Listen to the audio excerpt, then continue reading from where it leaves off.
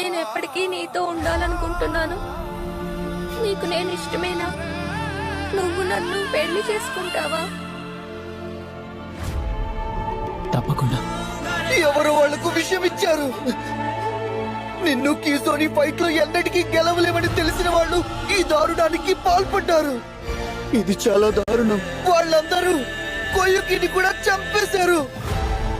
నా జీవితంలో నాకు ఎంతో ముఖ్యమైన ఇతర వ్యక్తులు ప్రమాదంలో ఉంటే నేను వాళ్ళకి సహాయం చేయలేకపోయాను. ఎవరు? నువ్వు ఎందుకు ఇలా రూట్ గా ఉన్నావు? నువ్వు సౌర్య నుంచి వచ్చావా?